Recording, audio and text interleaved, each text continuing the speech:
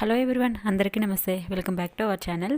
ఈరోజు ఒక మంచి పప్పు అలాగే ఆకుకూర రెసిపీ అన్నది చూపిస్తున్నాను. ఇది వచ్చేసరికి చుక్కకూర. ప్రతిరోజు పప్పు ఆకుకూర అలాగే ఒక బాయిల్డ్ ఎగ్ తినటం ఆరోగ్యానికి మంచిది కదా. సో అందులో భాగంగా ఈరోజు నేను చుక్కకూర అలాగే పెసరపప్పు కాంబినేషన్ వండుతున్నాను.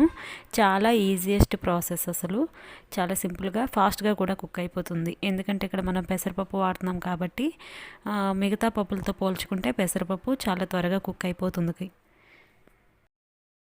ముందుగా పెసరపప్పుని ఒక హాఫ్ అన్ అవర్ నానబెట్టుకుంటే ఇంకా ఫాస్ట్గా కుక్ అవుతుంది. సో ముందుగా నానబెట్టుకున్న పెసరపప్పుని స్టవ్ ఆన్ చేసుకొని ఉడకబెట్టుకోవాలి.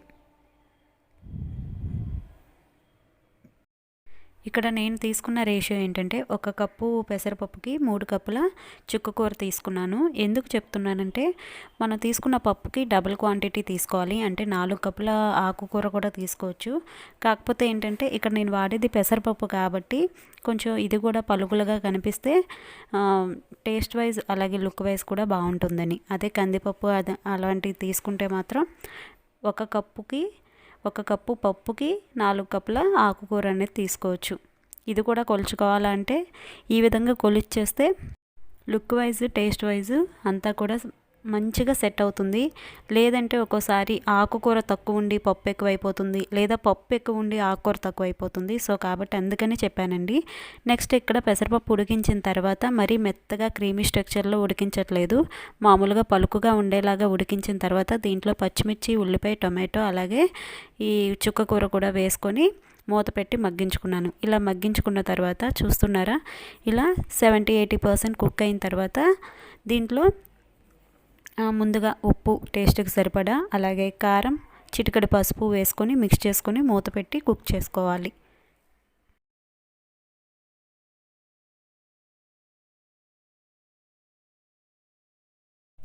ఇవన్నీ వేసి మూత పెట్టి ఒక 5 నిమిషాలు మగ్గించుకుంటే సరిపోతుందండి. ఇలా మగ్గిన తర్వాత దీన్ని తాలింపు పెట్టేసుకోవటమే. చాలా సింపుల్ అండ్ చాలా తక్కువ టైంలో కూడా కంప్లీట్ అయిపోతుంది. ఇంకా నేను పోపు కోసం ముందు స్టవ్ ఆన్ చేసుకొని బాండీ పెట్టుకొని దీనిలో కొద్దిగా ఆయిల్ వేసుకోవాలి.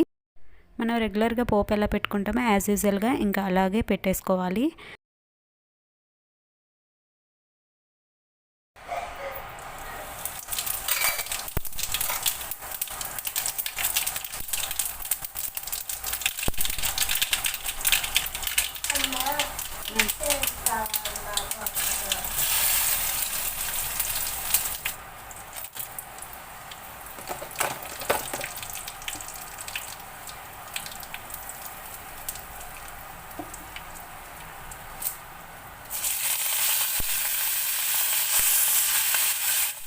ఈ విధంగా పోపు మొత్తం వేయించిన తర్వాత స్టవ్ ఆఫ్ చేయకుండానే ఇంకా పప్పు అనేది తిరుమత పెట్టేసుకోవాలండి.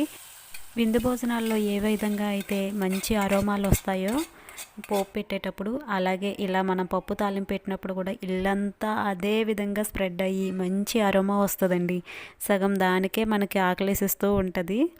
ఎంత పప్పు అయినా సరే కడుపు నిండా తినే. చాలా సింపుల్గా పెసరపప్పు చుక్కకూర రెసిపీ అయితే కంప్లీట్ అయిపోయింది. మీకు నచ్చిందా? నచ్చితే తప్పకుండా మన ఛానల్ని సబ్స్క్రైబ్ చేసుకోండి కొత్త వాళ్ళైతే. అలాగే వీడియో నచ్చితే లైక్ చేయండి, షేర్ చేయండి, కామెంట్ చేయండి. Thank you for watching. Bye bye.